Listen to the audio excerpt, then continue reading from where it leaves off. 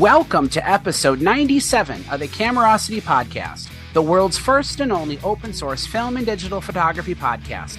My name is Mike Ekman, and we are back once again for another exciting episode. On the past show, we had a thrilling conversation about AGFA cameras and film, but not until we went off track and talked about pretty much everything except AGFA for the first hour. Will we do a better job this time at staying on topic? I honestly have no idea. Tonight, we're going on the record regarding a cheap toy camera that has caused mass hysteria among the camera collector crowd. All 5 hosts of the Camerosity podcast, along with several of our listeners, have caught the bug and bought the Chuzhao, a little $35 digital camera in the shape of a classic TLR. Are we crazy or are we onto something? Let's talk about it. In addition, we will cover a topic that at one time will affect all collectors: mortality.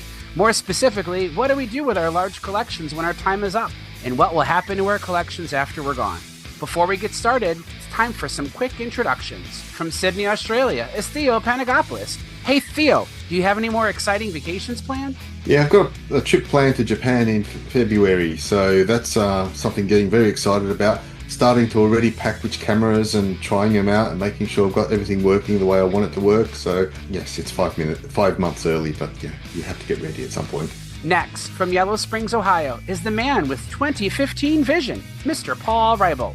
Hey Paul, how long after eye surgery are you clear to buy more cameras? You know, the anesthesia wore off at 10:15, and I think I was online at 10:30. So about 15 minutes. From Saskatchewan, Canada, is Patient Zero, the first member of this group to buy a Chuzhao. What were you thinking, Stephen? I had no idea what I was starting with this, but I really think that, Mike, you were the one who really began the avalanche of everyone getting them. So I blame you rather than accepting any for myself. And finally, from Gainesville, Florida, well over the way of Hurricane Aaron, is Anthony Rue. Hey, Anthony, have you ever been in the eye of a hurricane?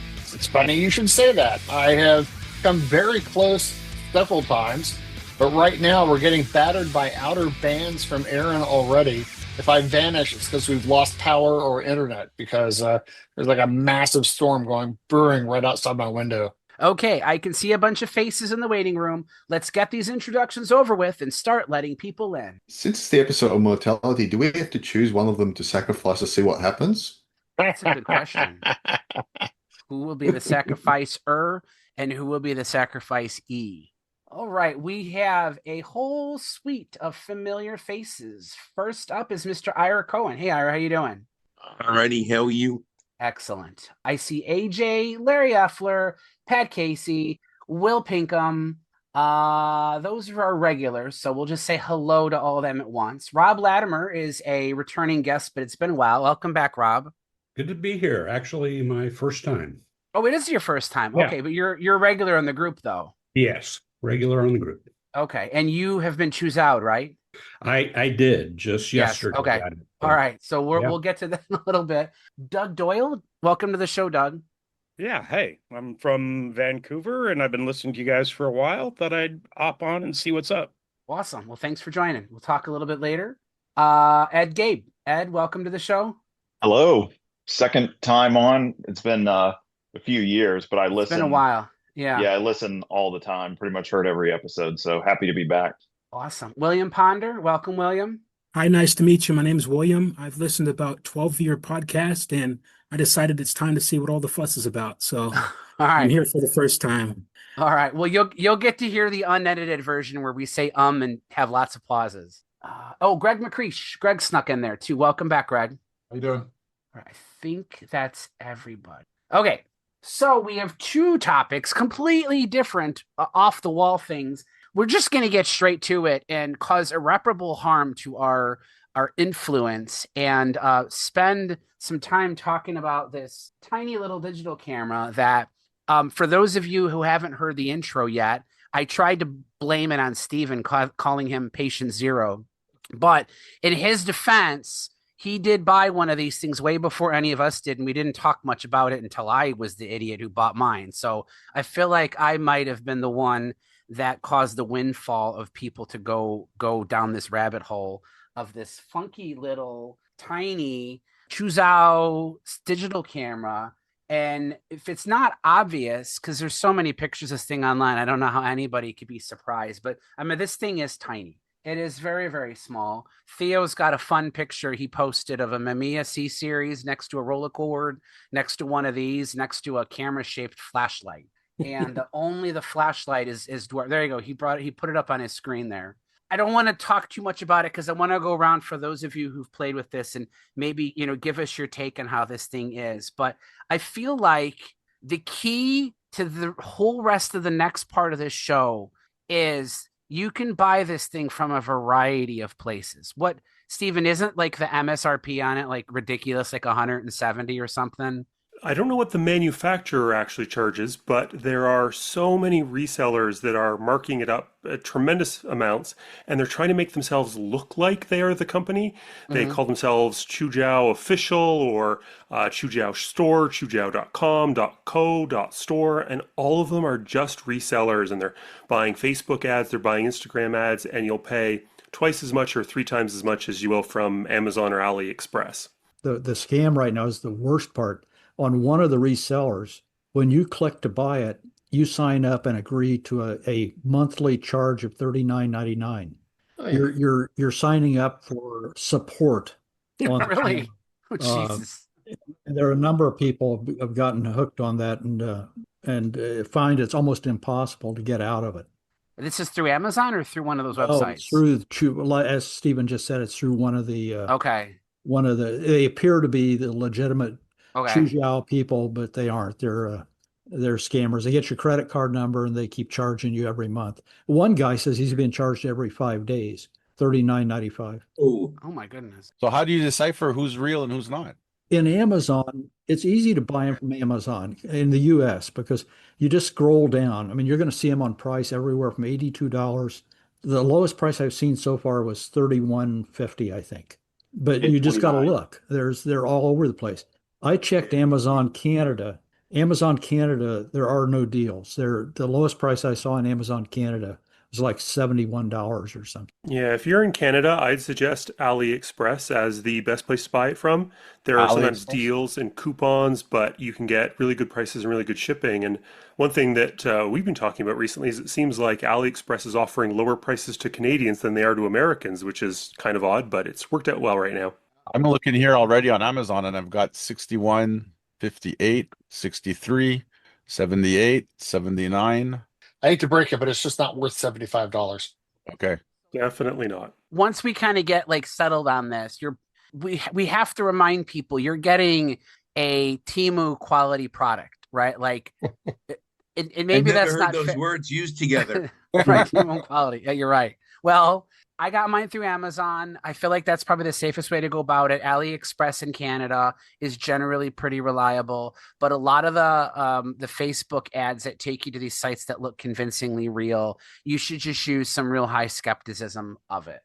That said, though, for those of you who get it, it's a real thing. It is very, very tiny, and it seems as though a lot of people have said things like they enjoy the funness of using it, like the process or whatnot. Stephen, back to you again. Like, what was your first opinion of it since you got it a little before any of us did?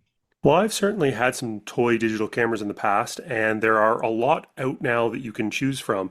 The Camp Snap sort of comes to mind as something that's popular in being something that just has a basic viewfinder and no screen, so you have to wait to see what your pictures are, kind of like film. And lots of sort of interesting concepts like that. But the thing that kind of got me on this one was the TLR look to it, was that it's become something that attracts attention. People want to pose for photos or ask you about it. And the experience of looking down at the screen and holding just that traditional TLR shape, even though it's quite tiny, is the sort of thing that pushed it over the edge for me of being something that I want to check out beyond just the average toy camera with low digital image quality. The thing that gets me with this camera is I ordered one on Amazon, and it is the easiest place to get it. And in Australia, it's $67, so it's about equivalent to what you're getting in the US and Canada. And it was at my place within 12 hours. And this is out here in Australia. So how many of these things have they actually manufactured? And is there warehouses full of them everywhere? There might be. Yeah, that's shocking that it got to you that quickly. Some of the resellers will tell you that it's a limited edition. It's about to sell out. Act now, and of course that's not at all true. There are also sites, some of the others like RetroSnap and Retropia, that are selling toy cameras or the little Oreo cookie disposable camera lenses for your mirrorless cameras. They will do countdown clocks that sales are ending or supply is running out, and if you just keep watching, they go to zero, and the item is still for sale at the same price. So don't rush out. There's no urgency to get these things. The fact that they're showing up in Australia 12 hours after you order them suggests that there's plenty of these things out there. There's even a chance the prices could come down when the initial craze wears off and somebody realizes that they've produced 5 million of these things and they don't know what to do with them. But like what Steven said, there's plenty of toy cameras. There's plenty of cheap novelties out there. Where this one really differs from some of the others is in a very small form factor, it really does recreate a waist level TLR kind of experience. Many people are quick to point out that the image is not reversed. So it's not backwards like a real TLR would be with an optical viewfinder. You are seeing the image upright and in the correct orientation. Which did freak me out the first time I used it. Right. So if you're so used to real TLRs that you're naturally going in the opposite direction, this will feel backwards twice for you because you're actually seeing the image correct. Steven and I both have this theory that as this thing gains popularity, somebody somewhere is going to figure out a way to hack it, come up with some kind of custom firmware, and flip-flopping a digital screen is probably very simple to do. So I would not be shocked if at some point there aren't options to flip the image back so that it's like a real TLR. But I have to believe that aside from us loonies on this podcast and maybe a few others that missed the show, the appeal of this thing is to people who've never used a real TLR before. And for them, they're probably not going to want to see the image backwards. So it's probably the right decision to do it as they did. The ones who have used it and hated it. Yeah, I mean, I Not feel that like I know anybody like that. You got to remember, this is a toy. You know, Anthony rightfully pointed out it hates highlights. In fact, I think the highlights are even worse in color mode than in the sepia tone monochrome. I mean, that's totally on par with the type of sensor that this thing has. It is almost certainly a dash cam camera. You know, it is a 5-year ago laptop webcam that they've put in this thing. And those things just were not made to discern dynamic range or accurate colors. I mean, the fact that it gets close is pretty good, but it's a toy. But in it, you know, and that's I think for the target audience is going to be completely on board with that. One of the things that I appreciate about it is that it actually does autofocus, where a lot of these are fixed infinity focus. This will focus quite close up, actually, so you can get some neat photos out of that. And then you can also disable that, so it's just fixed at infinity and will fire right away. You don't have to wait for the slow focus. And all things considered, the image quality is pretty good. It's got a sepia-toned black and white mode, which is fun and kind of fits the aesthetic of the older camera instead of all these kind of crappy filters that a lot of cameras have. So I actually think it's got better image quality than a lot of things, including even the Yashica Y35, I would argue. It does, yeah, because I did a review of that camera recently. They both clip the highlights, but where the Yashica Y35 really let me down is it has extreme edge distortion, and I don't see that at all. Maybe the sensor does if it was doing a rectangular image, but maybe it's being cut off or cropped out due to the square form factor. But whatever lens is in this thing, and you know, keep in mind the Yashica press website lists that camera as having a 5-element lens. Have we seen anywhere, Stephen, any claim as to what the lens is on this thing? No, and in fact, I think there was a focal length that I don't know what it said. It was, I can't remember, but something like 70 millimeters or 100 millimeters, which it's not the equivalent of that. It's definitely not that in real terms. So I don't believe any of the specs that are out there for it. So we have no idea what. Wait, what? This thing does sepia tone? Yeah. What do I have to do? Is it like a secret cheat code? The button, oh, yeah, the power button, push and hold. Oh, just tap it. I just shot a video, and that's the first image I've shot with this thing, so that surprised me. I live in a real little hippie town. I mean, it's like people live there like the '60s so much they never left. So there's a lot of fun stuff in town, and I would no more than I would fly, walk around town taking pictures with my phone. But I took this little camera and walked around town and took pictures of signs and storefronts and, people standing on the street or a guy playing chess with himself. And I had a great time with it. I mean, I haven't had that much fun doing photography in I don't know how long because you don't take it seriously. Right. You can just kick back and enjoy the process rather than look toward the product. So that was my thing about it, and I'm still enjoying it. I mean, maybe I'll work out of it and lose interest, but right now I'm still enjoying it. I found some specs on it, just sort of looping back to the lens. I found some specs on Chuzhao.co, and apparently, according to them, it's got a 90 centimeter, yes, centimeter, not making a mistake here, 90 centimeter focal length. Okay. So it's a telephoto. I see this. I see the same thing. Sorry, Steve. Yeah, or it's a 4x5 back there. Yeah. So technically, that means we could do some bird photography with it. With 90 centimeters is 900 millimeters. It was such an awful lie that my memory of it was giving them far more credit for not lying as badly. Yeah. The thing that I think technical specs is a good thing to go into. Go ahead, Mike. Well, I was just going to say that regardless of what it is, the end result, like you said, is not that bad. I mean, we all know, everybody on this show knows that the number of megapixels you say makes no difference. You could say that there's 200, you could say there's 50, you could say there's 12, or you could say that there's 3. And really, there's probably some type of software interpolation going on in here too. We know that it doesn't have great dynamic range. We know that it's likely to blow out highlights.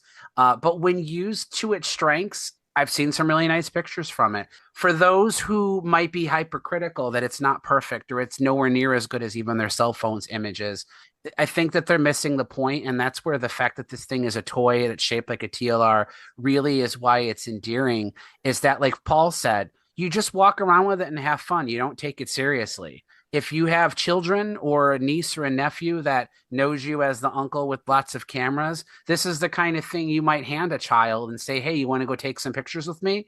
And I promise you they're going to have a blast with it. The strap says it's the first camera for young people. Yeah, first camera.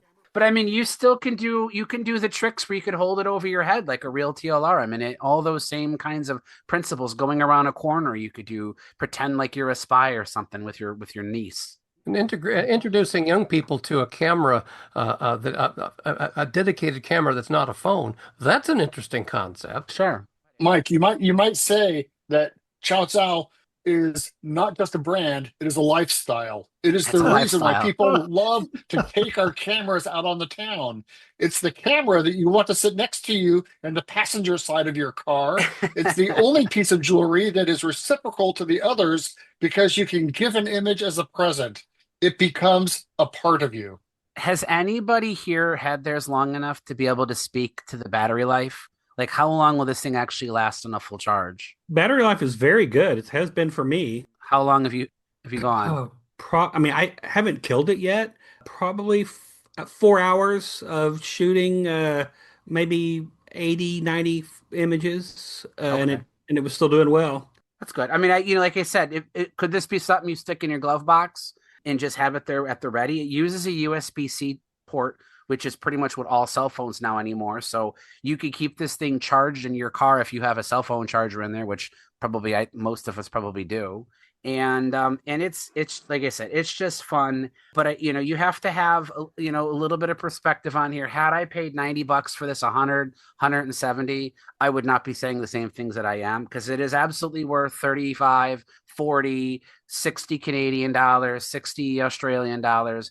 Yes, definitely. Any more than that, though, and you will be disappointed. I would not lease it for $40 a week like those guys are doing. No. Well, and this kind of proves something that I theorized in my recent review or criticism, I should say, of the two Yashica, that new FXD that they're coming out with, and then the previous Digifilm camera. In both cases, they're calling up on nostalgia. And they gave it the Yashica name. They gave it a look that looks like a previous Yashica camera. And I theorized that was a mistake. I felt as though that by purposely giving it that name, people have certain expectations automatically. The prices certainly affect the expectation too. I actually like that this thing has a goofy name, Chuzhao.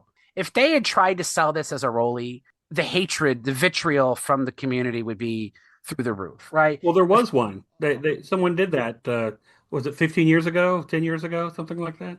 Yeah, a friend of mine's got one, and he actually wrote in another chat that I'm in, the results from this Chuzhao were much better than the Rolly, the little mini Rolly digital camera that he got. And then how much did that thing cost? I don't know, but I know it was expensive. It was quite a few $100s. But you make something small, you make something inexpensive, don't give it a name that people can latch onto, and just let people enjoy the experience. And that's, I think, the winning formula. And I think that was a wise decision by whoever created this, to just make it, what it's trying to be. It recreates that experience, and it's affordable for most people. So it gets a thumbs up from me. I've got cameras that are limited edition versions, and so I'm afraid to take them out in case anything ever happened to them. And I've got cheap cameras that theoretically I could replace if anything happened to them, but they're older and used, and it would take me a while to hunt down one in good condition. Whereas with this, I will wear it around my neck and wander around, and I don't care if it gets bumped or scratched or crushed or destroyed. And I mean, I wouldn't leave it in my glove box in my car in the summer because it might melt. But even if it did, you could just buy another one off Amazon or AliExpress for $35. So they're not only cheap, but they're instantly available, at least for now. And so it's an easy thing to go out with and not worry about. Well, the other thing is that this camera could, for a lot of people, become a gateway drug. So, you start out with this camera, and the next thing you know, you're buying Yashica Electro 35 GSNs and looking at Canon rangefinders. I agree. A gate drug or a gas pacifier is how I kind of look at it. It's a gas pacifier for us, but it might be the gateway for younger people. For as disappointed as I was in the dynamic range of this little thing, for me, the reason I would carry it around is it just breaks down barriers with people, because it's so absurd that when people see you pull it out, they just laugh. I have had more people just approach me and like, what is that thing? And just the short time I've had it out. And then, of course, I had like a full size. I had the Voigtlander Superb out with me at the same time. You have them side by side, and then it breaks down people's inhibitions to have you working around them with a camera, because it is a silly toy. Yeah. And there's something to be said for that. Oh yeah, I also want to vouch for that, especially with TLRs. Like, there's countless times I've pulled out my Voigtlander Brilliant or my Rolleicord, and I've had people approach me in public. And since it's not so obtrusive as an eye-level viewfinder camera, people aren't so averse to actually approaching you. And it's an iconic look. I mean, it's something that, they may have seen in old movies or things like that. So it's something they're not threatened by. And I think to some extent, Polaroids are the same way. Camera that looked like a Polaroid. I used to shoot the Machina 67. It was amazing how people would not pay any attention to it at all. Not like if you stuck a Nikon D3 with a telephoto zoom in their face, they were going to have a reaction to that. But a camera that isn't threatening, they are a little more comfortable with it. Would you say, Anthony, of all the hosts, you had the healthiest amount of skepticism at the beginning, but Absolutely. it won you over? But it won you over? Yeah. Is there anybody here who's bought one and absolutely hated it? Not yet? It's like hating a kitten. Yeah. I mean, there's going to be people who are going to be like, why are they talking about this? This thing is dumb. And if you feel that way, then totally fine. Like, move on to something else. I mean, but it's the first time, at least in my enjoyment of this hobby, something came along that wasn't meant to be serious. It's not serious, but it's fun. Whereas I think a lot of the other ones, even like the I'm Back, the digital back for film cameras, tries to solve a problem that doesn't really exist. It doesn't really recreate turning a film camera into a digital camera.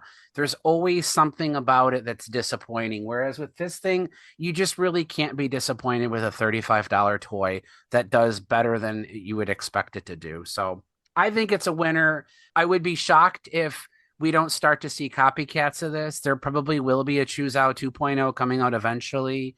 I'm sure you're going to start to see some other companies start releasing TLR style things. So we could be on an onslaught to where a year from now we're so sick and tired of Chuzhao's that we have to go back and delete this episode from our archives. But for now, I'm a fan. When Ira heard we were doing this, he said he had we were talking about how small it was, and he said that ain't a small TLR. I've got the small TLRs. What do you got, Ira? I have a feeling he's going to have that Bolta camera. Or no, it's a hit. It uses hit film. There's a 17 millimeter by 17 millimeter. Baby Flex. The Baby Flex, is that what it's called? Yep. That is a pretty camera. Thank you. Where's that made? It's Japanese. Okay. So it's roughly 2.5 inches, 3 inches high. So that uses hit film? Yeah. So it's about 5 centimeters tall. I mean, there are plenty of hit cameras out there, but I've never seen one shaped exactly like that. I mean, it's actually shaped like a little TLR. Yeah. This one is that's 5 centimeters tall by 2.5 wide. I have one called a Muse Flex, which I saw it in the back. If you guys can see, it's almost the same height, but it's a lot thicker though. And this uses Bolta film. So the Muse Flex uses Bolta film, which is paper-backed 35 millimeter film. I've never actually shot it, but it's a full, well, I shouldn't say full. I mean, it's got an adjustable diaphragm of 3 choices and a bulb and an instant shutter, so single speed shutter. Yeah, they usually shoot 28 by 28. Is that what it is? Okay. So yeah, it's just 35 millimeter film on paperback. So I mean, you could technically reload it. You just need to make sure you have the spools. There is another hit style TLR, Ira, that I see all the time, but it's not Baby Flex. Do you have any others? Gemflex? Gemflex, that's it. The Gemflex. Those things inexplicably go for like 300 and up every time I try to find one. People really like the really tiny TLRs. So maybe that's another psychological benefit to getting the Chuzhao is that it's not $300. Could you explain what hit film is? It's like 17.5 millimeters wide. It's like movie film. Okay. Paper-backed. It was for the cameras you used to get out of vending machines when you were a kid. No, that was the claw. The claw. Yeah, you go to Coney Island and you put in your nickel and you get to, if you can grab a camera, it's yours to keep. Yeah. Larry, literally just go to eBay and type in hit camera and there's a billion of them. I mean, Ira has an entire like China cabinet filled with them in it. And there's no duplicates. They made millions and millions of different names for these things. A lot of them have similar designs. Sometimes the top plate varies slightly. Some of them actually had like adjustable shutter speeds, adjustable diaphragms. I have one called a Tokotone. Konica made one called the Kuribayashi, or no, I'm sorry, the Kanishiroku Snappy. That's a Konica one that had interchangeable lenses, but almost all of them were just really, really tiny, and people just call them HIT cameras because that's one of the most common names. And Ira's, was saying 17.5 millimeter thick. So you could probably reload unperforated 16 millimeter through it. I'm sure that would work fine too, if you were so inclined. Mike, what was the other one? Was there one called a Goliath or a Hercules or something? A hit camera? Yeah. Use hit sure. type film. Micro, MYCRO is one of the most common names you'll see. That one was done a lot. Like you guys said, you could get them in vending machines. They were really common in the back of like Boy's Life magazine, save up your bazooka gum wrappers. You could get these things. It used to be in the back of Superman comics also, right next to the $50 Jeeps and the X-ray specs. Yeah. Unfortunately, people call them spy cams a lot too. No, if you're a spy and this is the camera you have, you're not a very good spy, but you will see that often too. But yeah, there's like, I literally just typed in hit camera on eBay right now and I got 288 results. So they made tons and tons of these things. Including the Prince Flex, which is a TLR. Is that a real camera? I think it shoots a worm out. It's going for about $10 in the US. I won't be buying it, so I can tell you guys about it because it's $25 to ship it. So as far as toy cameras and TLRs, I don't know if any of you guys, I don't know, it was probably like 12 years ago, got one of the Roseski Flex or Roseski TLRs. You bought it as a model and you built it and put it together. And it takes regular 35 millimeter film and actually focuses and everything on a little screen. That's cool. Yeah, it's kind of fun. Have you shot yours, Will? I've shot it, which is really interesting. 12 years ago, I put a roll in and it's still in there. I'm halfway through. I shot mine, God, it might even be close to 10 years ago now. I actually did actually get it developed, so they do work. Yeah, I mean, from everything I saw, they were pretty cool. And TLRs are something that I don't use really hardly at all. It's kind of weird, but this was kind of cool because it was just a model, it was a toy. Yeah. Not that you just like you said, you just take it out, you wander around, take the pictures, see what happens. It was neat. I think those are still being offered for sale, and some people are calling them, some people are calling them Lomos, but I don't know if it has any association with. Although they did do a Constructor, which was kind of a 35 millimeter single lens reflex style. I actually have that. I've got to do that with my son. There was a similar one called a Blackbird Fly, which you bought all assembled already, and it was very similar to what Will showed. They're I think expensive. that's the one I saw originally. I think I ordered mine from Japan, but the Blackbird Fly was the one that had like instructions or a book or something. Yeah, I bought one. I didn't really love it, so I moved it on. Yeah, they're super expensive now for some reason. They're really collected the blackbirds. Because I looked at them and I thought, nah, it's a piece of plastic. I'm not going to spend that much That money is on exactly what it is. Since we're playing with toys, how many of you guys have this thing? Have the Lego camera? I see My uncle's Phil's got holding that his hands. Doug's holding his hand up. All right. I bought every Lego camera kit. There's like Yeah. 3 of them out there now. So this isn't a real camera. It doesn't actually work. No. But it's impressive the quality they put into it. I mean, you could turn the like film advance knob and there's a little bit of resistance. There's a little bit of an action to like a wind lever. Yeah, he's got one too. When you turn the rewind crank, it actually like has some kind of resistance to it that feels like you're rewinding something. And you could even open it up and there's like tiny little film cassettes you can put in with images on them that you can see. So for a Lego, something you could do with a kid, or if you're just a big kid yourself, these are fun too. If you are an English car addict, you know the Haynes manuals. Well, who knew that the Haynes company or somebody branded that's a TLR that uses 35 millimeter film, and this is actually a kit. It looks just like the one Will just showed up. Yeah, exactly. So who knows? Different. I've got the Lego Polaroid SX70, the one with the rainbow stripe. That's cool. The 1000, and this one actually, I'm not going to try and do it here on the camera, but it actually opens and you stick a pre-printed picture in there and you press the button and it actually spits it out. And I did a video of building this thing, and it's actually really, it took me a good 4 or 5 hours to put it together. But that's cool. It was just don't drop it. Yeah. For all of us that own the Lego Creator camera and saying it's not a real camera that doesn't work, that's just because we don't have the same DIY skills as the guy who modified it to take a digital sensor. I think he used something from a toy camera or a webcam or a Raspberry Pi, and somebody's actually modified one to work and take pictures. And there's also not an official Lego product, the ZH1, which is a working film camera made out of Lego. So these projects are out there. Oh, yeah. Shifting topics here, I'm actually kind of glad Ira's here because I have a question for Ira, but I'll get to that in a little bit. 2 episodes ago, talked about going down to Texas to pick up a large collection of cameras. And for those of you who've been longtime listeners of the show, Paul and I frequently reference the collection of Kurt Ingham, who passed away in 2023. That, we had me, another collector, and Paul kind of went in on to help get that collection out of there, sold, moved on to other people.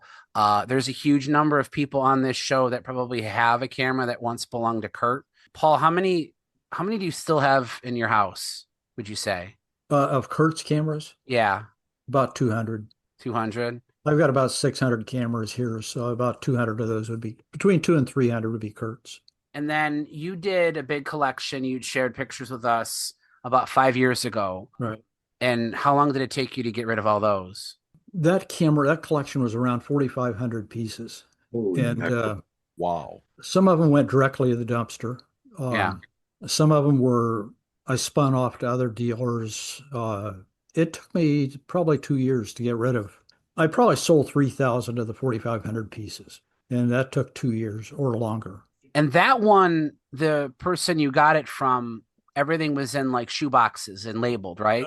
No, yeah, they were in tubs, and they were. Tubs. This guy was. It was an unusual situation. He was a hoarder, and he had rented a storage unit in an office building. It was really beautifully done in a very modern office building with a locked room in the basement. It was like 10 by 12 feet.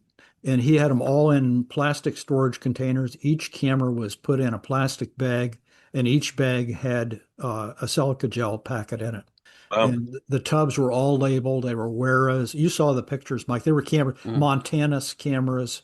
There were, and he had multiples of them. So, I mean, there were unbelievable number of odd cameras that I'd never heard of. So it was really an education for me. It's a good question that many people have.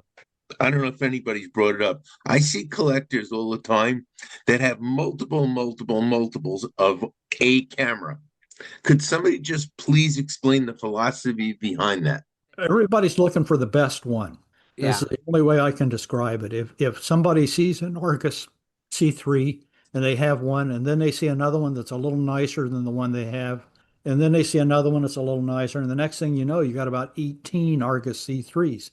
I know a lot of guys, the collectors do that. They'll buy another camera and keep updating until if they find one that's nicer than the one they have. I do that also, but then I sell the one that's not as nice. Yeah, that's what a lot of people do.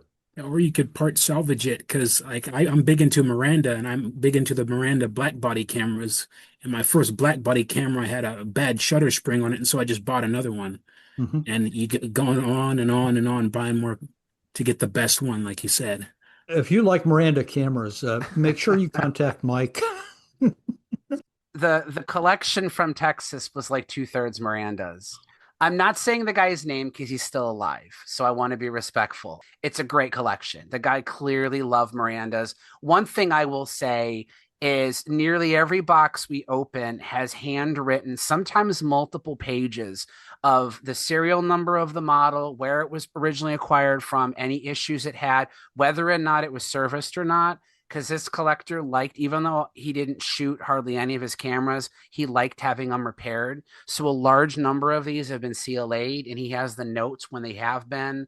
So when you have someone who really loves Argus or Miranda or Nikon, they're gonna buy multiples of them. And yes, it is in the conquest to get the best possible one. But I think and I'm guilty of this, so this is not an insult of anybody, but I think there is an itsy bitsy tiny bit of mental illness that all of us have when you love to collect something, because I can only describe myself as like, I really like KW Praktinas. And I think they're gorgeous cameras. I like using them. I like handling them. When I see one for sale, I get excited. It's like, why am I getting excited? I have plenty of these. I don't need another one. Yet for some reason, I'm excited. I don't know why. I don't get excited for every other brand of camera, but I really do for that one. So I think a lot of times people just have an affection towards one specific model or a type of model. And they want to get as many of them as they can, not only to have the perfect one, but maybe see all the little variations in them. Maybe they just feel like they're rescuing it from potentially going in a dumpster or something along those lines. Who knows? So Mike, I have a question for you. Sure. Can you ever really have too many vest pocket Kodak cameras? And is there really ever a next one that's going to be better than the one that you have? There is definitely a limit, and that limit is 75. That is the limit. I would have to draw the line at 1. No, you can't have one. You need at least 2. You need a pre-autographic model and a post-autographic model. And then that autographic model has to have a Tessar lens. And so it goes. There were an interesting number of variations of the vest pocket Kodak. I mean, we could laugh at it and it's funny, but when I truly saw how many varieties, I mean, you could get them with Angenu lenses in Europe. Like Iris said, you could get them with Carl Zeiss lenses. You can get them with Rapid Rectilinears. You could get them with unnamed Kodak lenses. And don't forget the colors. There's different colors, there's different textures. You have the ones that have the crinkle paint finish. You have ones that have like a fake leather.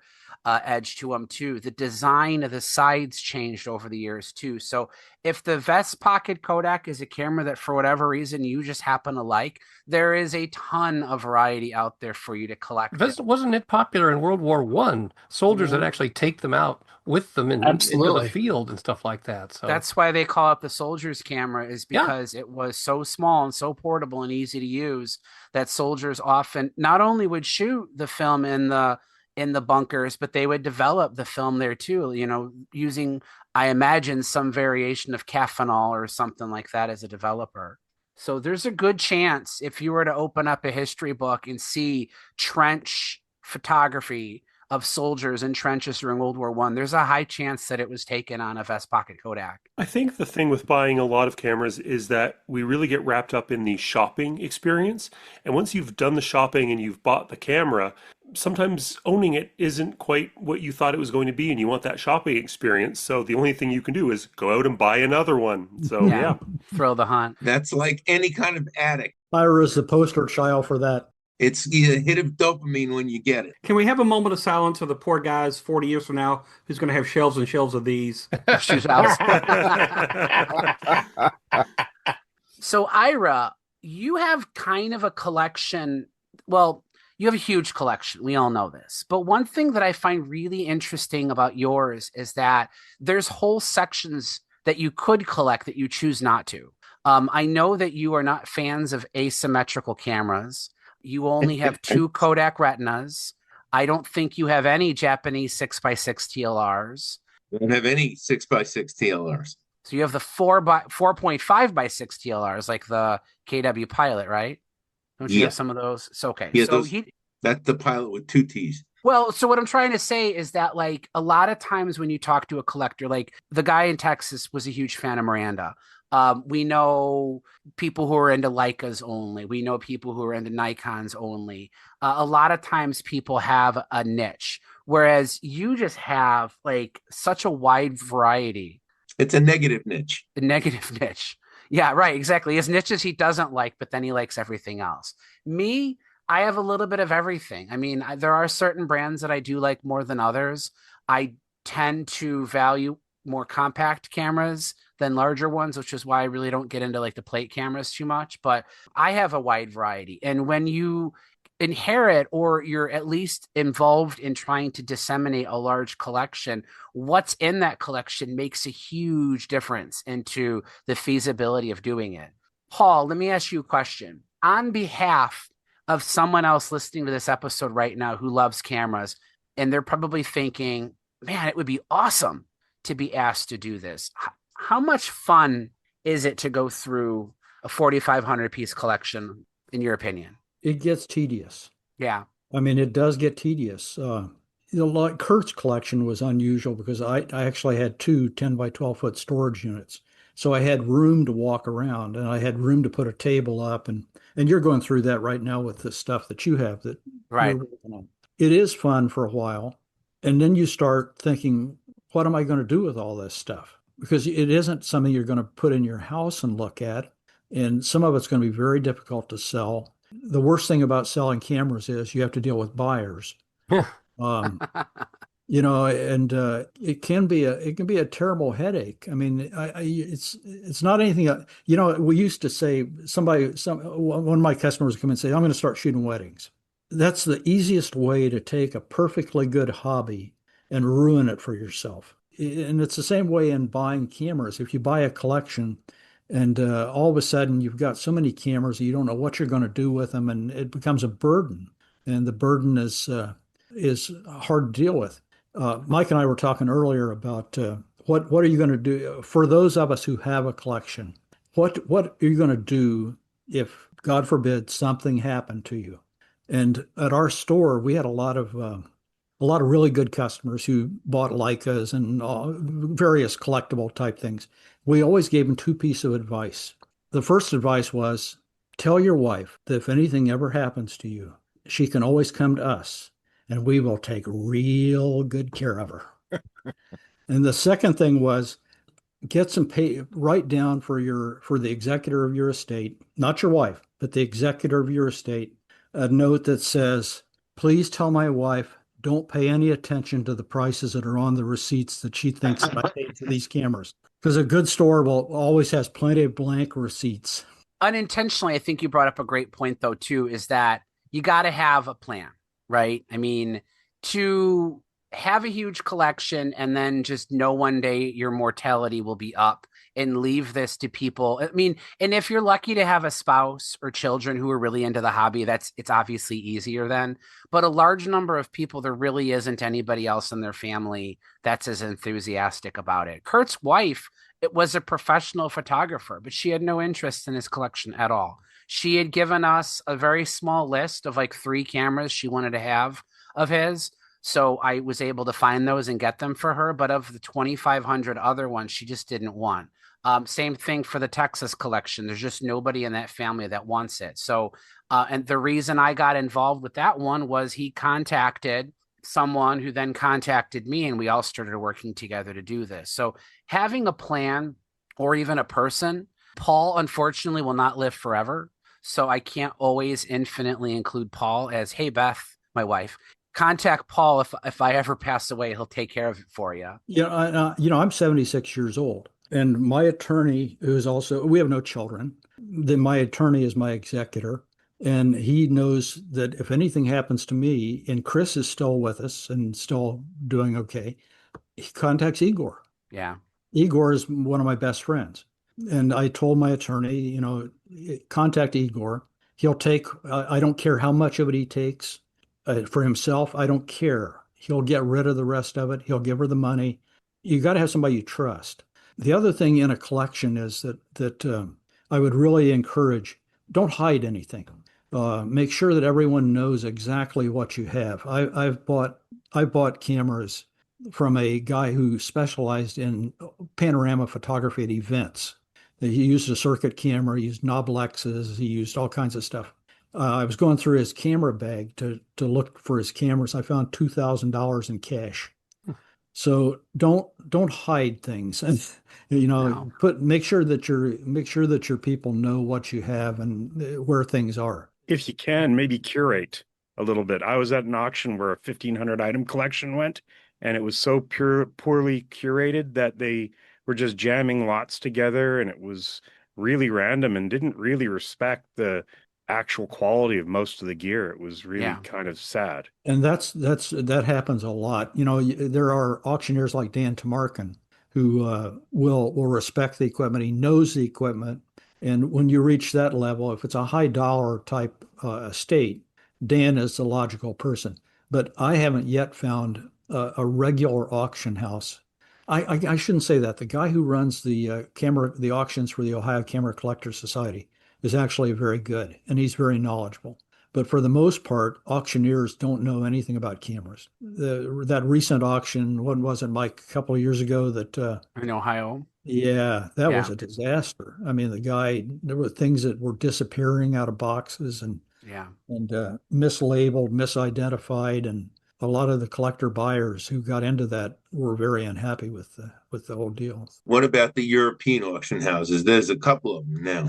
Yeah, and they're fine. I mean, they're really good. But for someone in the U.S. to send things to them, yeah, that's true. It can be problematic from both. Keep parts. in mind, a lot of the big name auction houses, the Ohio Camera Collectors, Westlake, Flint's, those people are already in touch with collectors. I mean, they're not just going to find some widow somewhere whose husband just passed away and had a collection of cameras.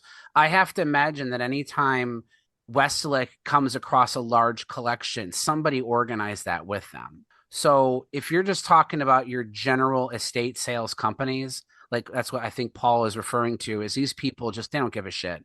They're just going to see camera. They probably know just enough to know, okay, Leica and Nikon, they probably know the top 3 or 4 brands to look out for. But beyond that, though, they're not going to know. And the most recent one was the one that was that Anthony pointed out to us, the auction that took place over in Indianapolis.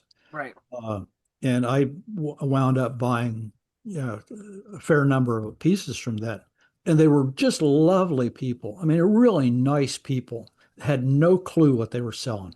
Right. The descriptions were poor. The descriptions weren't just poor, they were inaccurate. I mean, not even close to what they were showing pictures of.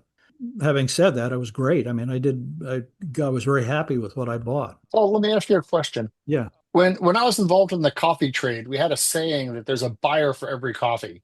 But when you have one of these collections, isn't it true that you'll often have valuable and rare pieces, but they're so rare that there may be just one buyer for that piece, and that finding that one buyer is almost impossible. And you could have something that is very valuable, like must have sold for a lot of money at some point to the collector.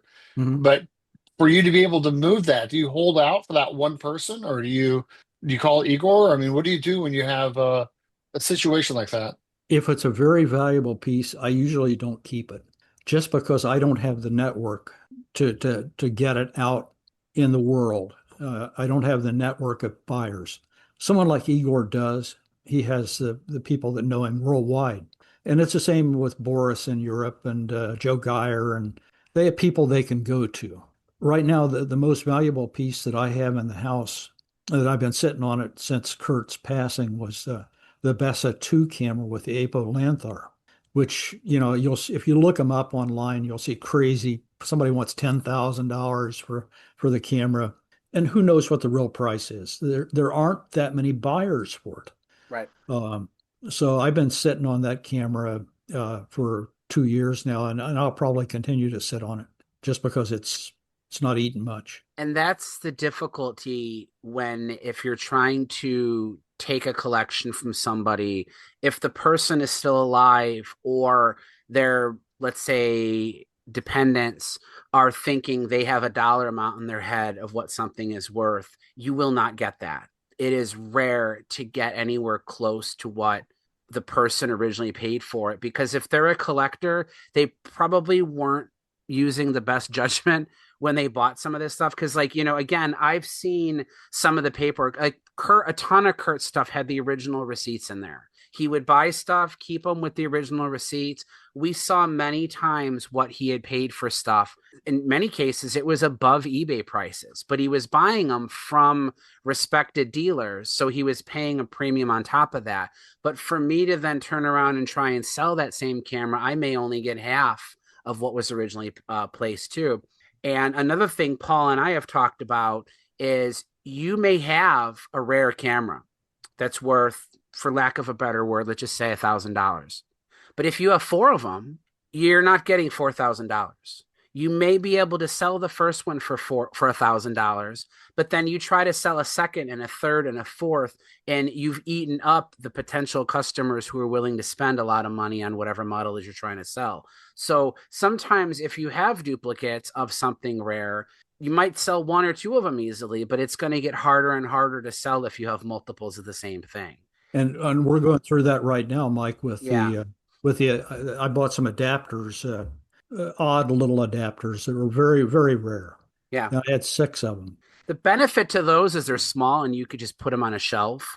They're not taking up much space. Well, right. I had 6 of them, three each of 2 different models. So I'm sitting on 6 pieces. I list 1 of each of the 2 different models. Right. They sold immediately. So then I listed 2 more. But it could take, now I sold 2 of them within 48 hours. It could take me 6 months to sell the other 4. Yeah. I may have found the only 2 people in the world who wanted that particular adapter. Yeah. And, so the more you try to sell, and that's where, if you're on the other side of this, so you're contacted, anybody listening to this shows, hey, oh, you like old cameras? Well, my uncle has a collection of cameras out in Oregon. His wife doesn't know what to do with them. Would you be willing to help? And you're like, hey, I love old cameras. I'd love to do it. In terms of getting the stuff moved is a struggle. Because in both cases, I had to move this collection from Los Angeles and the second one from Texas. I found that using U-Haul U-boxes was the best way to go about it for us, because I did not want to rent a moving truck and have to drive it myself. I just don't like driving large vehicles, plus just being on the road hauling cameras across the country is not my idea of fun. But if you ever do have to move a large collection of stuff for a relative who passed away and you need to move their whole house, I've had 2 positive experiences with the U-Haul U-boxes. They're not cheap though. I mean, you're going to pay, I think this most recent one was $2,150 for the rental of the boxes, plus the loading, the delivery, and then they come pick them up from you. But it worked really well. I mean, the boxes are pretty secure. I took no damage either of the 2 collections that I had to move. How you move this stuff, Paul talked about the 4,500 piece collection. Tons of stuff were in totes and labeled, but that's not always the case. If I were to pass away and somebody had to deal with my collection, literally everything is just on a big shelf. I mean, nothing is individually wrapped. I don't keep the ever ready cases. So if Paul, let's say, had to come here and say, I'll take Mike's collection from him, he's going to spend a week packaging this stuff up, because I haven't done that. So depending on how it's stored depends on how logically the logistics of moving it is. Is the stuff already wrapped up and easy to transport, or am I going to have to wrap this stuff up myself? Mike, talk about your first trip to Texas. I had learned from Kurt, because that took 6 days. It took me 6 days and another person to package up Kurt Ingham's collection and ship it. So going off of that experience, when I was contacted about the Texas collection, the information I was getting about how many pieces, what was in it, I knew there were a lot of Mirandas. I knew kind of what to expect on some other things, but I had no idea the state of them. Like, are these things going to be in dresser drawers wrapped up in socks? Are they going to be in cardboard boxes just haphazardly thrown in there? Whatever. So I basically said, I'm not even going to agree to do this until I can see the collection. So even though it's inefficient and it adds cost to doing it, I insisted that if I'm going to take part in this, I need to fly down there and preview it myself. And I'm glad I did, because as expected, the collection was not all in one location. A large part of it was in a 10 by 30 storage unit, and it was in the back of that 10 by 30 storage unit. So I spent almost 2 hours just digging a pathway of moving stuff out of the, picture a 10-foot wide by 30-foot deep room. I had to make a path just to even be able to get back there. The boxes were stacked easily 12 feet high. I mean, I had a Home Depot A-frame ladder, folding ladder, that when I was standing on the top shelf, I was still grabbing these boxes and pulling them down. So, you got to be careful that they don't topple over you and crush you, because sometimes these things aren't stacked correctly. Thankfully, this one, I didn't have that many problems once I got back there, because everything was in similar size boxes and kind of ready to go. But I still had to open stuff up and make sure I wasn't taking something else, household goods.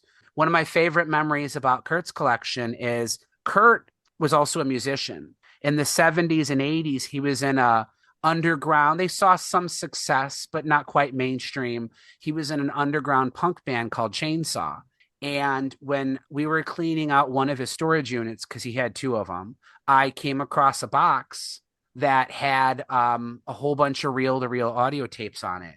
And obviously I knew that that's not camera stuff. I probably want to get that to his wife. So we set it aside. And then later that night, I went to see his wife, and I said, here, I found these audio tapes. And his wife brought a tear to her eye. She had said that these were the original master tapes from the 70s, and they hadn't seen them in years and thought maybe they were lost. So, I was able to find those in his collection of cameras and return them to her. But the point is that I had to open every single box and look in them to make sure it is what it was. So, to answer what Paul was saying, is I insisted on going down to Texas and seeing this collection myself to know how much is there, approximately how much space do I need to move it? Is it movable? Do I need to buy 5,000 feet of bubble wrap and start wrapping stuff up? Or is it kind of all ready to go? Thankfully, it was mostly ready to go, but I still needed to make sure I wasn't grabbing boxes of old socks or kitchen appliances or something like that. Be aware also that somebody's son-in-law is going to go online and add up the KEH prices or the highest eBay prices and expect you to get full retail for every camera that you. It can happen, and it usually, the way I do it anyway, I will explain exactly what I'm doing. Right. If someone comes to me and they have I'll say this is what I can pay, and this is why this is how much I can pay. It's going to take me this much time to do this. My time value of the money, the time to store it, the time to transport it, the time to sell it, the fees involved. And I'll give them, usually I give people two prices. I'll say, if you sold it all yourself, this is what you'll get for it. If I buy it from you, this is what you'll get for it. And the difference is that you're out of the picture. Right. And some people will say, well, can you sell it for me on consignment? And I say, no, I've never sold anything on consignment. It's too much risk. If you have a problem, if something goes wrong with a camera and I bought it from you and I paid you for it and then it comes back to me, I prefer to buy it, take the risk.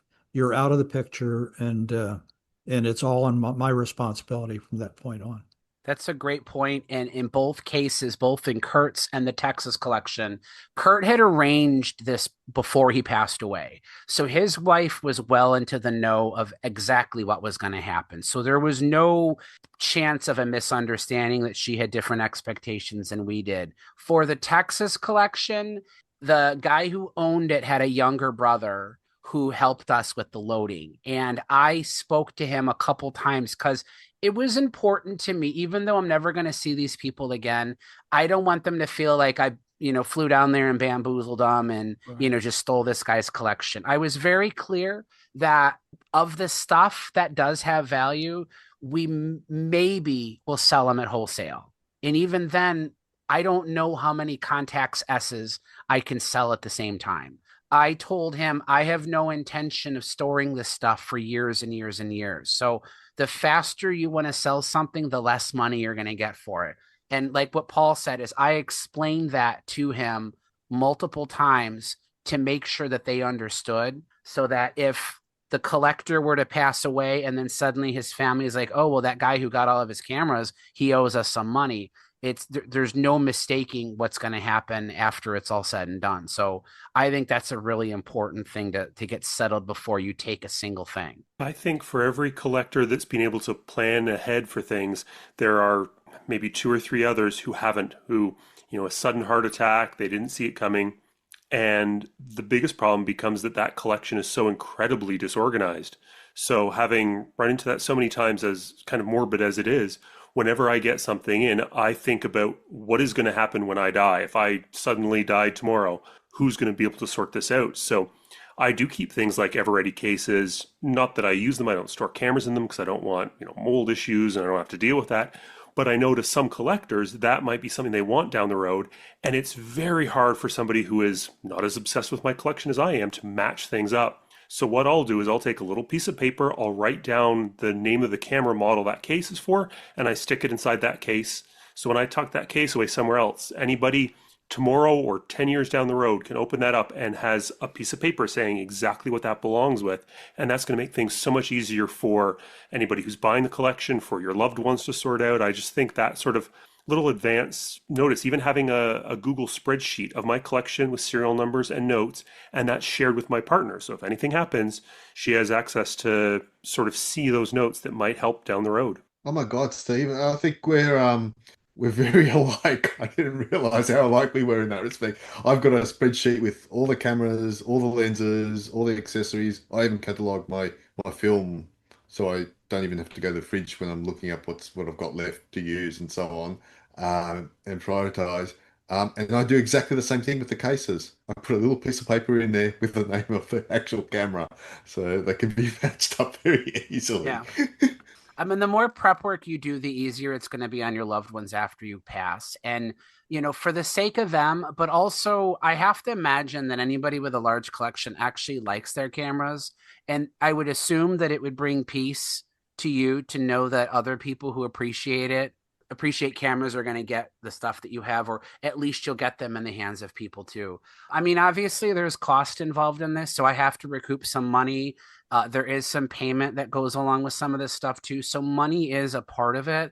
But I also knew that, like, especially with Kurt's collection, there were so many cameras of a Sawyer's Mark IV 127 TLR, a Yashica Lynx, rangefinder. Those kind of like mid-level cameras that don't have a ton of value, but they're still good cameras. I really tried to get those into the hands of many people. Many people got cameras for no charge. I just sent a friend of mine up in Canada a couple things. I've sent stuff to Anthony. We talked about in a previous show. He got that Contax D because I knew he wanted one. And, I try to think of if that collector could see that their camera that sat on a shelf for however many years is now getting some use from somebody. I think that helps too. So if that's me and I want my Mia 7s to get to Theo, I'm going to make sure I tell my wife that, make sure these get to Theo. Any Nikon rangefinders to someone who I know really likes Nikon rangefinders or something like that. A spreadsheet, little pieces of paper, whatever will just kind of help make it easier. Have you got my Mia 7s there, Mike? Oh, I've got tons of them. I've been hoarding them from you. I just didn't want to tell you. The US is a very dangerous place right now. No, I have a Mia 6. I don't have a Mia 7. I was happy to get Kurt's Contax One from you guys, so Good. I appreciated that opportunity. Like a fun thing for me is you get a camera from the 1930s and you wonder, what is this camera scene? It's probably a whole bunch of birthday parties and Easter celebrations, but you just never know, like where has this camera been? What kind of images has it had? We're never really going to know unless it's a camera like from within your own family. You're never really going to know the whole provenance of it. But even being able to say, I knew the collector who had this before I did, I think that's kind of cool too. Now I got to decide who gets my Chuzhao. Larry, you got to engrave your social security number on the side of it. Oh, yeah, for sure. Get going on that. Or what was those Dymo things where you would punch the letters into the plastic tape one at a time and then stick it on? One last thing I will say, though, and Paul, this is going to give him some PTSD, but when you inherit a collection of cameras, you got to take into account what comes with those cameras. And I'm talking boxes and boxes of filters, flashes. Oh, man. Kurt had a fondness for digital cameras too. He had many digital cameras. I literally at one point had an entire like 18-gallon tote of nothing but those like KASTAR third-party I think Kurt must have bought one charger and one battery of every type that's ever been made. And then he probably had duplicates of it. And then 3 mirrorless camera lens adapters for each mount. Oh my goodness. He had so many adapters. This Texas collection has I don't know this to be true, but I'm just going to guess everything that Solagor has ever made. There's one of them in these boxes, and he's got multiples of stuff too. And sometimes it's stuff that's like, why would you even want multiples of this? I mean, I'm not criticizing. Clearly, if that's what you love, that's what you love. Unfortunately, it's unlikely. William, I don't know how many Focabell Bellows Mirandas you could possibly want. If you would like one, I could get one to you, but I have a feeling you don't want 17 of them, right? No, I don't want 17, but but that's what I'm trying to say though, is that in addition to taking a large collection of cameras, you usually also have to take all that other stuff too that's even harder to get rid of. Mike, earlier I alluded to the fact that if anything happened to me, my wife and everyone knows to call Igor. Sure. That actually happened to me. One of my customers at my store was also a really good friend, and he was an old bachelor who had a good military job at the Wright-Patterson Air Force Base. Anyway, great friend and a collector. And when he collected things, if I was his camera scout. I would buy cameras for him if it was something I knew he wanted. If it was $50 or less, I would give it to him. If it was $50 or more, he would pay me for it. So years and years ago, he told me that I was going to get his collection. He had no family. He was absolutely no family. And he said, you're going to get the cameras. I said, well, if it's all right, I'd really rather have the 59 Corvette. And he made it clear that wasn't going to happen. So he did become ill and he passed away, and the estate went through probate. And I got a call from his attorney and said, the cameras are ready for you to pick them up. And I said, well, good, I'll come over this afternoon. He says, well, you'll need a box truck. And I said, I'll need one. He says, there are 650 pieces. So that was my first go around with dealing with a large collection. And what you said was right, Mike. I mean, there was so many camera cases, tripods, things that have absolutely no value and are basically impossible to get rid of. But then, you get into a tub, and this is what makes it all worthwhile. You get into a tub, and there's lots of Arguses and lots of crap, and you get to the bottom, and there are 3 Kodak Extra kits. And I didn't even know he had one. And he had 3. 2 of them were just body and lens. The other one was a full set with lenses and backs. Yeah. So it's part of the hunt, and the mystery of what you're going to find counts for a lot. You're finding that right now, I think. Yeah, it's overwhelming. And I remember multiple times, even with Kurtz, is just feeling so overwhelmed. And it's like, what did I get myself into? And the last thing I want to do, and I know people do this, but it's just not for me. I don't want to keep paying $130, $140 a month for a storage unit just to store stuff. Like, I love cameras. I like my big shelf. I like being able to see it. Sometimes a 4-bed, if I'm just having a hard time falling asleep, I'll just pick up with a couple and play with them for a little bit. I like being able to see my stuff. If it's in a storage unit, halfway across town in a box that I never see, I don't want to do that to myself, because I've seen it happen twice now where there's just stuff in these boxes these guys don't remember that they have. And it's exciting. I'm not going to lie. I hope everybody on this call gets a chance to go through this at least once, but it's not all fun like it probably sounds. It's not like, oh my God, it's so amazing. I mean, imagine working at Willy Wonka's chocolate factory for your whole life. Like, you're going to hate chocolate after a while. So, I guess that's like the best analogy I have. And I think you do the same thing I do. And that's, I try to keep at least one piece from every collection that I buy, just as something, as a memory of the person that owned them before me. I have a couple Dan Arnold's cameras. I have at least one that was from Bernard. And, I agree. I think that's pretty cool. Yeah, I just want to vouch real quick for what you guys are saying, because from what I've seen, unless the family members of the person who passes away is lucky enough to run into somebody who's on the Camerosity podcast or a real collector that could get these to an auction, a lot of these people don't know what they have. And even like on eBay, if you go to eBay Goodwill auctions, you'll be amazed at how many pre-war cameras end up on a Goodwill eBay auction for practically pennies. Like I found a couple months ago, Agfa Carat 1 from 1936 on eBay for practically $20, because they just didn't really know what they had.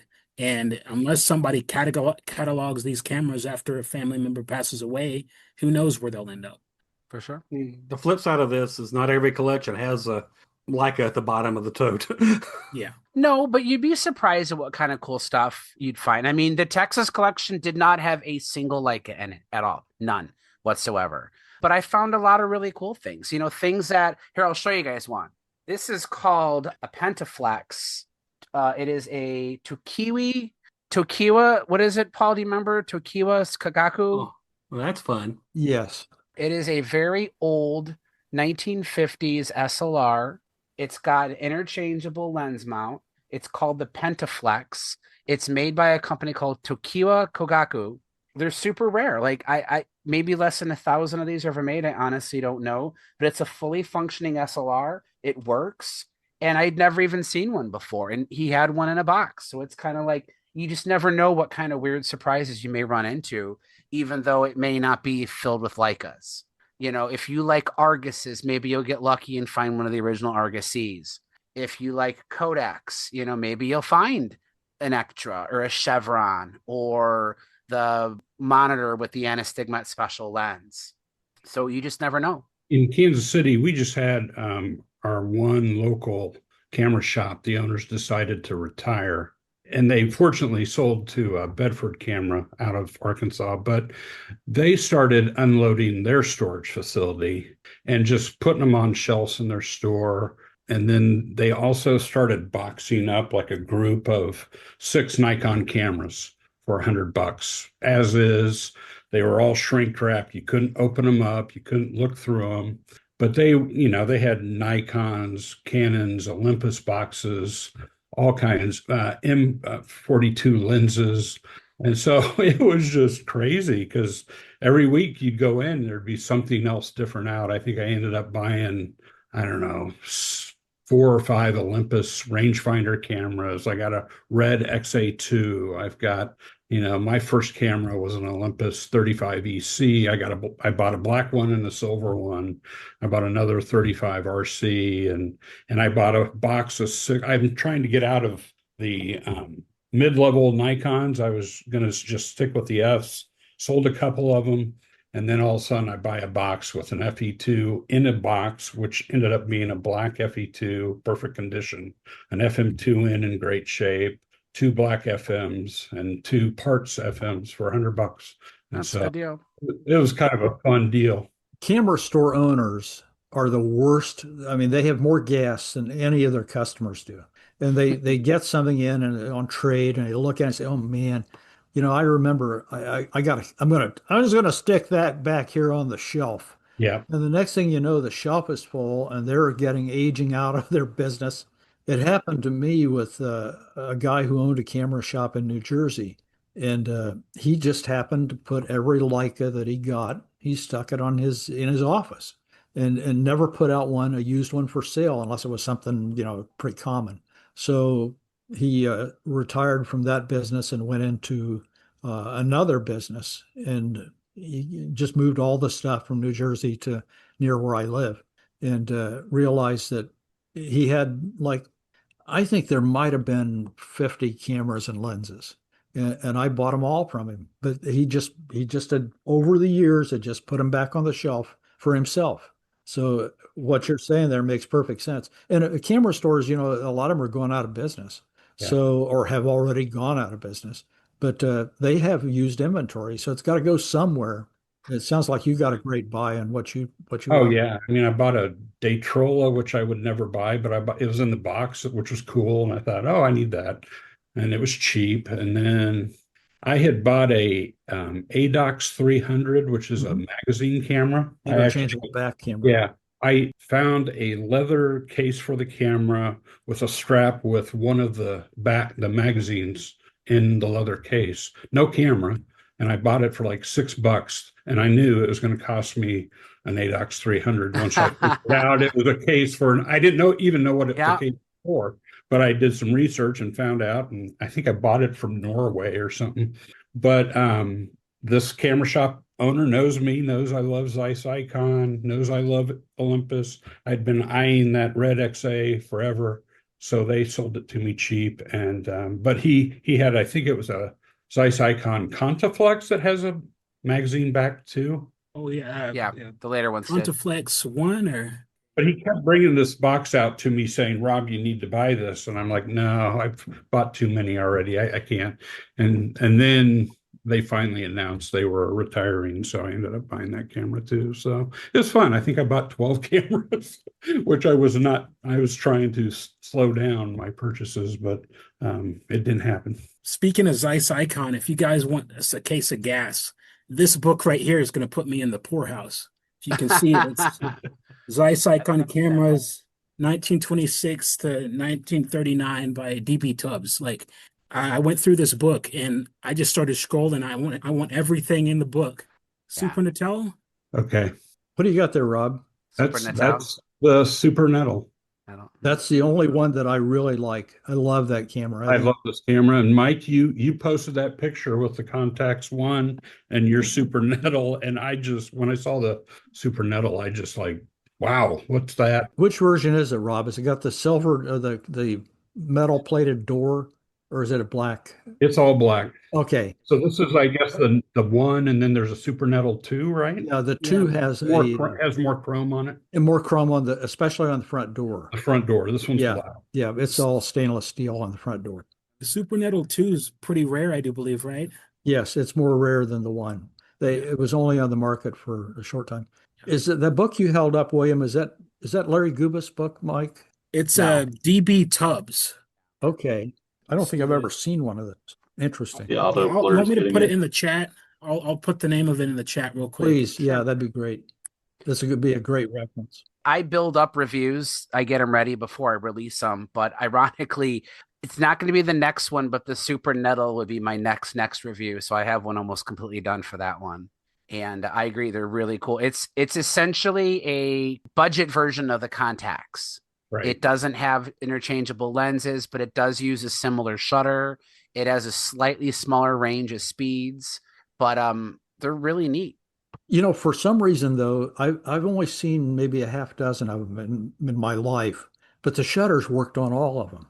Whereas with the Contax, because it is the same shutter, I mean, it's just like you say, with a smaller range of speeds. But the shutters on them seem to be more reliable, because it's rare for me today to find a Contax 2 or 3 with a working shutter. Didn't they say the Contax 1, the later models worked better than the earlier ones? Right. And I'm sure this was about, I think, the same time period as the later model Contax 1. Yeah, I sold you that the Contax 1 that you Right. Yeah, you did. It was, it worked great. It was. Yeah. I've still got a roll of film in it. I need to finish it and get it done. I put a roll of film in the Super, I call it the Nettel, and halfway through it jammed. I bought it from a camera shop in Ohio, and I sent it back because they said it had been repaired. So I contacted the seller and said it didn't work, and so I sent it back, and he sent it back to the repairman and had it fixed again. So I need to throw some more film in it. But just a beautiful camera. They're quite nice. We have a couple people on the in attendance here that haven't spoken much, so wanted to give some opportunity for some people. Greg McCreash, Ed Gabe. I don't think we've heard from you much. Anybody want to ask any questions, comment on what they're going to do with their cameras when they die? Chuzhao? My wife constantly tells me, what are you going to do with all your cameras when you die? Because I'm not taking care of them. So I hear that routinely. I don't have a plan yet. So what do you bought lately, Greg? I know you're into the military models. I haven't bought any military cameras lately. I think I posted this on the other day. I was at up in Central Virginia, and I picked up this Exacta old German camera. Yeah, it's in really good shape. It seems to work really well. I don't have it. I've never had one of these. I just thought it was really cool, and the price was right on it. So which lens is on it? Oh gosh, Steinheil, 50-1.9. 1.9. Okay. Well, you got that's the premier lens. I just bought from Craigslist 19 cameras and lenses, or Exactas, and the guy that I got them from was a retired tool maker, and he had learned how to repair them. He was changing shutter curtains and doing timing and everything. So these 19 cameras, 17 of them worked. Wow. But I got one of those lenses, the 51.9 autoquinon. That is a really good lens, and it's actually pretty valuable, relatively speaking. Well, I guess I got a good deal because I only paid $50 for the whole thing. Oh yeah, you did. You did good. The 58 f2 Biotar and that lens are the two, I think, the best lenses that you could get on Exacta cameras. They're quite good. If you're searching through a bin of Exactas and you happen to come across one where the magnifying glass is a round circle, definitely buy that one, because that's the very first model. They only did the round circle magnifier glass for 1 year. The second one would be square. Yeah. As soon as they touched it, it was a rectangle here. Yep, so rectangle. I'm holding up an Exacta and the hood, because back then they didn't have the interchangeable prisms. So they were only waist level, and the little magnifying glass on the very, very first, they called it the Kine Exacta, has a round magnifier on it. Yeah, I have the second model, and it's a lovely camera, but I can barely keep it working. And my last attempt was with the infamous camera repair guy in LA. Yeah, and you can imagine how that went. Here. Oh, sorry. No, go ahead, Will. Okay, you guys know anybody who could repair an Exacta Verex? I've got a Exacta Verex 1, like the first model from 1950, and it has the mirrors desilvering. That's something that Alan might fix. That it would be worth sending him an email. Alan Wade at CameraWorks. Where are you located? I'm actually over near Austin, Texas. Okay. Well, Precision has got a couple of old-time repairmen there. Okay. If it's just a mirror replacement, that shouldn't be a big deal. Okay. It's interesting, the conversation. Like my collection, I think, doesn't have, the value or collectability like I think a lot of you guys have. I'm notorious for buying the cheap and broken thing just because I don't want it to go into the dumpster or the landfill, 8 million Kodak brownies, and every 127 format camera, and a few of them. I mean, there's some cameras that are really good, the Mamiya 6 and the things like that. But as I go through it, a lot of times I would buy things just because I liked the way they functioned, or I wanted to look at the mechanisms, or the design was just really interesting. And so a lot of my collection was based on that. And I constantly kind of go through, and I'm part of other groups of either camera repair people or camera people who modify stuff or build cameras. So I kind of go through my collection a lot, and all the accessory things and filters and holders, and try to process through like, oh, at some point, can I just like give them to somebody who also would have the same passion of just like, oh, I want to, fix cameras or modify them, Sure. or do all these bits and pieces, or just admire, the way they work, and having something that doesn't have a great value so you can take it apart or, mess with it or look at it. I think it's really important to disassociate the value with the camera to an extent, especially when you're trying to figure out what needs to happen to your collection after you pass away. Because, like I said, both with Kurt and the Texas collection, there is very little hope that I will be able to acquire anywhere close to what these people paid for it. So, arguably the stuff has devalued already. But even if you have a bunch of rudimentary Kodaks or a couple Pentax Spotmatics or, really, really common cameras, those still could have value to somebody who would really appreciate them. And I started a collection with hardly anything valuable too. I mean, it just over time kind of accumulates. And I still think that there's value, though, in something like with what you have, Will, is just make a list and just say, hey, if something like this were to happen, here's who I want them to go to.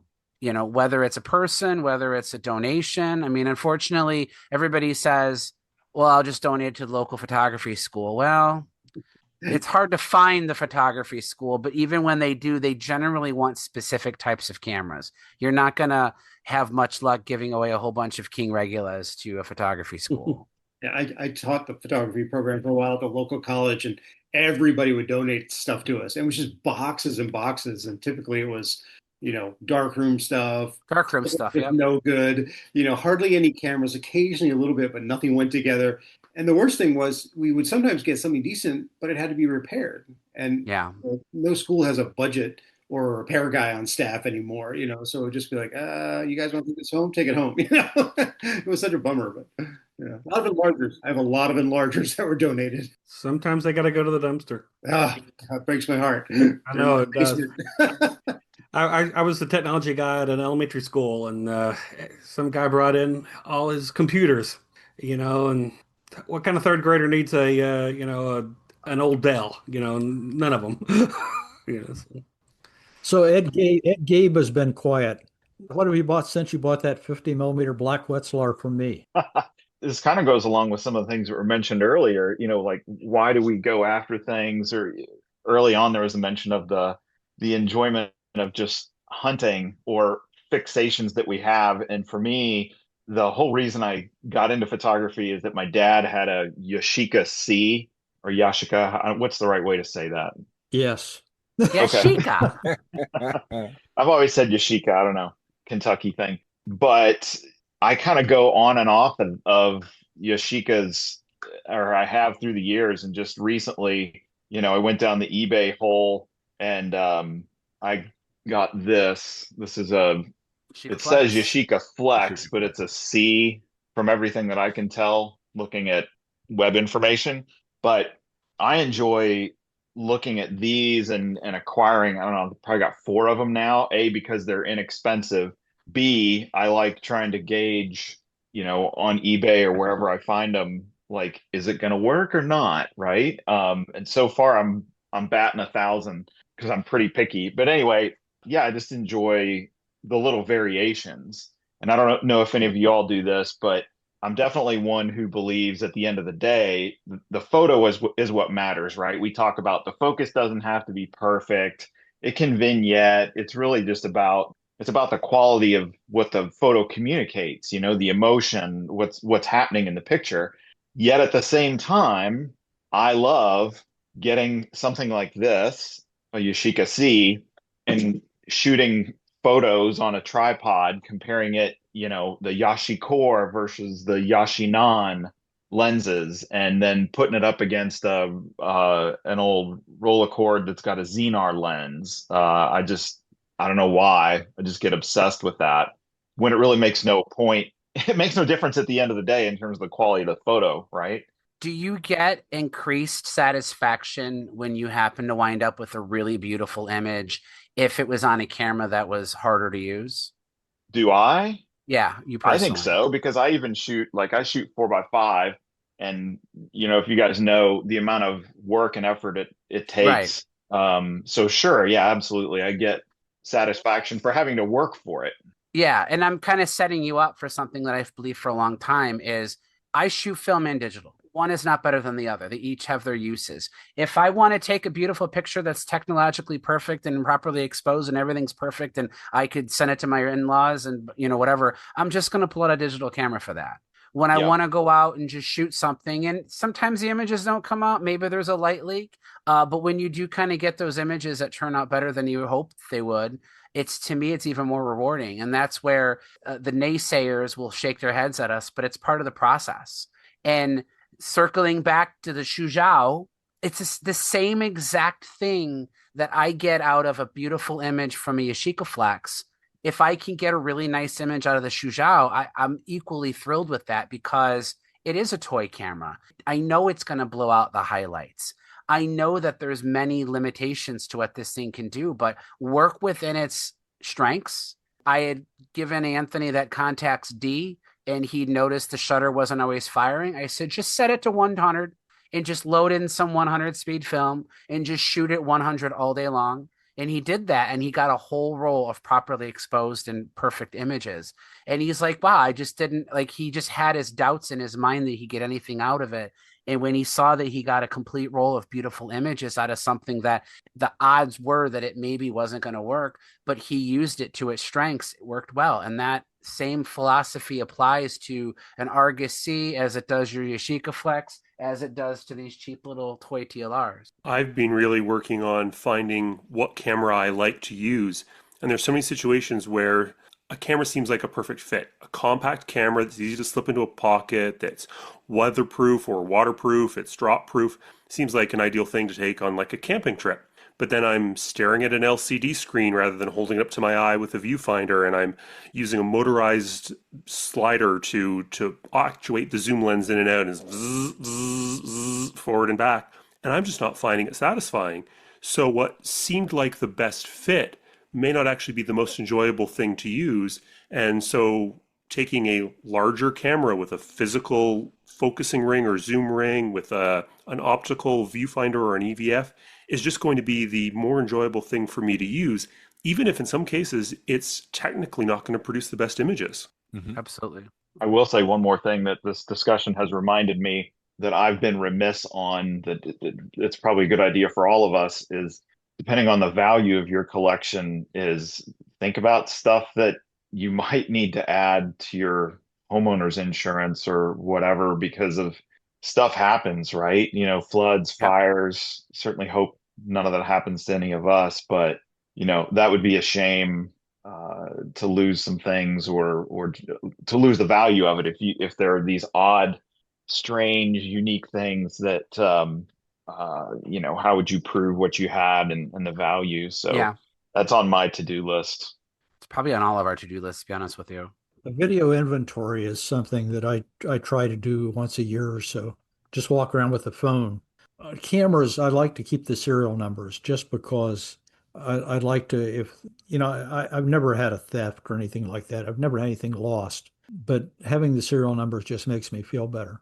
But just a video inventory of your equipment is not a bad thing to do, and just put it somewhere safe, off site to keep a storage. Absolutely. And that's a good start too. If you're maintaining a list of your cameras for your insurance, then that same exact inventory can be used to help dispel your collection in the event someone else has to deal with it. Yeah, definitely make sure you guys, all of you, whether you have a small collection of what you perceive to be low value cameras, or whether you're Ira Cohen with, this amazing collection, make sure you communicate to people that may have to deal with you after you're gone. don't hide stuff. That should just go without saying. But in addition, if it's hidden, then no one's going to find it. Make sure you have a record of what you want to keep. Keep in touch with people who might be interested in the stuff after you're gone. And if you are on the flip side of that and you have to move this stuff, it's exciting. It can be fun, but it is a lot of work. I cannot tell you how many times my back was aching from just, cameras are heavy. Sometimes these totes can weigh 40, 50, 60 pounds each, and you're moving these things around filled with micro four thirds lens adapters. And you tend to get angry at them after a while. It's like, I'm tired of looking at you. And don't forget to engrave your social security number on the back of every single camera. If anybody needs a Nikon S rangefinder flash gun, I got like 12 of them. Why do I have 12 of them? I don't know, but I do. So anybody else have anything else? Any gas, any recent pickups?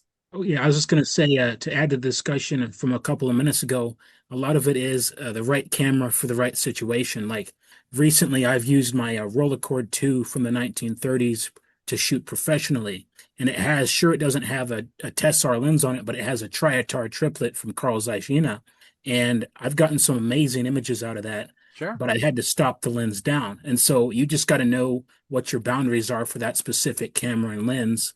Maybe I got to use a higher speed film. Maybe I got to open the aperture, close the aperture down a little bit. But if you know what you're doing, like any camera can get you some decent images. And there are some people who insist that uncoated lenses, especially uncoated German lenses, have some sort of a glow that you just don't get otherwise. So yeah, I'm guilty as charged as well. Like the Zeiss Icon, Carl Zeiss uncoated. That's one of my favorites. Yeah, I've got a pre-war Rolleiflex as well, triplet, and stopping down is my friend. But once you do that, because modern lenses, of course, are designed to work at maximum aperture. Back in the day, it's sort of weird to shoot at f11, f16. But once you start thinking that way, oh my God, do you open up some doors? Yeah, I like that dreamy glowiness of an uncoated lens. Like, yeah. It really is. It's really different, Just to make sure everyone realizes, at least you do, shoot into the sun. Yeah. Well, I saw what I thought was a Yashica 124 on Marketplace. Drove across town and it was a 44, but I got it anyway. So now I own a 44 and exactly 2 rolls of 127 film. So you load that up with Ektachrome and you can get some super slides. Yeah. I'm jonesing for a Kodak 35, the non-rangefinder version. I don't actually own many American-made cameras, and I see that one, and for some reason it just hits me somehow. I don't know what it is. Those are not hard to find. I've got one. I've got about 5 of the rangefinder. So if you itch for a non-rangefinder 30 Kodak 35, you can get coated or uncoated. Your choice. They're out there. Yeah, most of them are untested and seem to be a bit of a gamble in terms of a user. 2 tips on those. They made them with a crap load of different kinds of lenses. If possible, look for the ones with the Kodak Anastigmat Special.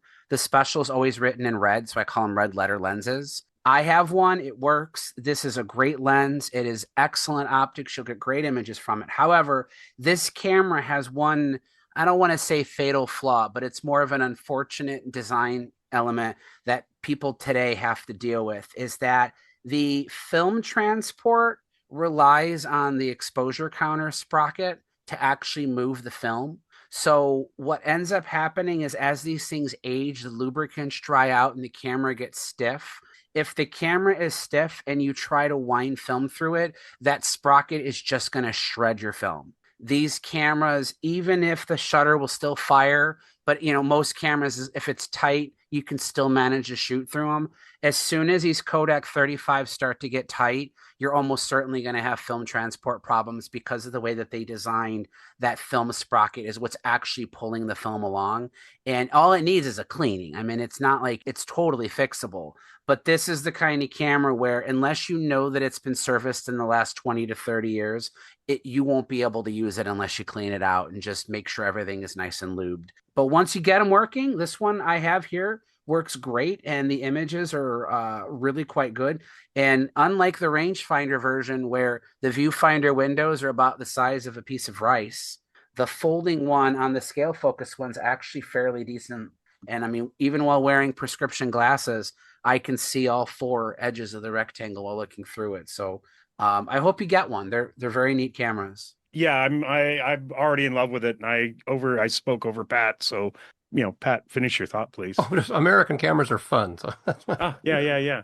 The Bolsies, the Arguses, absolutely. Last one before the Yeah, go ahead. Chuzhao, whatever that thing is, Chuzhao.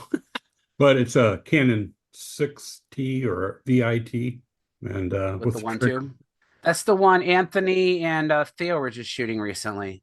Yeah, so it's fun. Dealing with the viewfinder with glasses, I'm struggling a little bit with, but we'll see if we can work that out.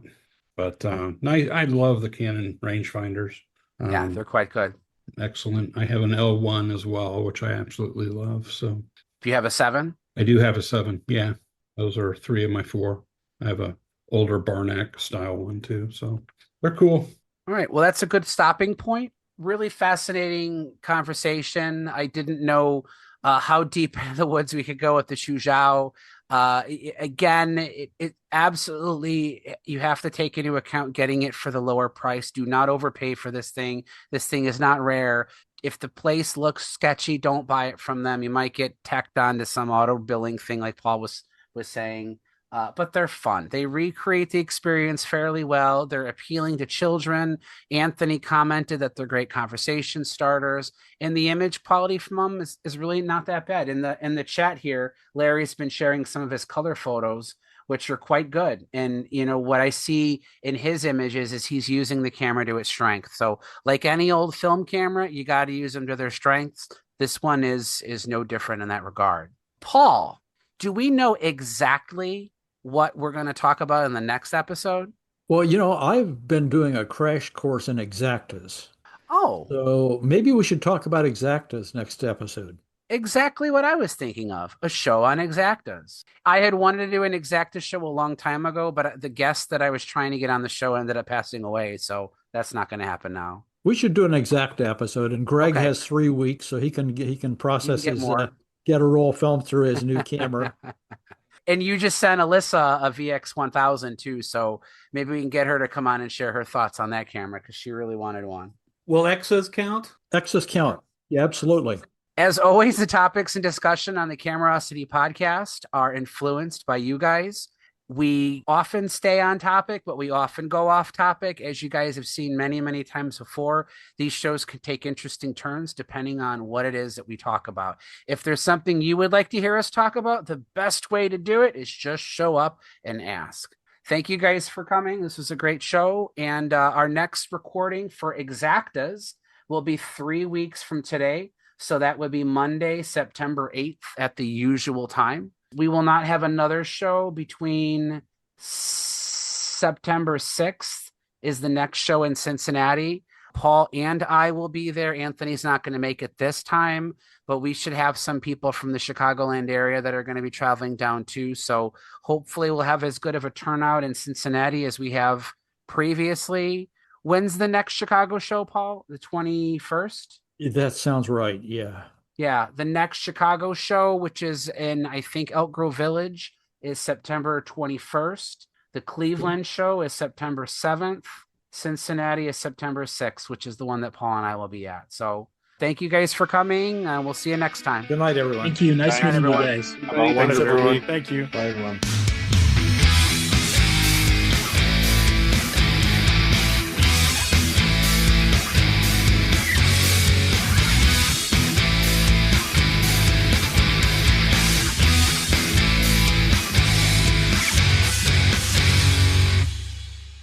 Estate sale companies are great for helping you downsize or sell items from a late relative, but there are some things to know before you hire a company to handle the sale.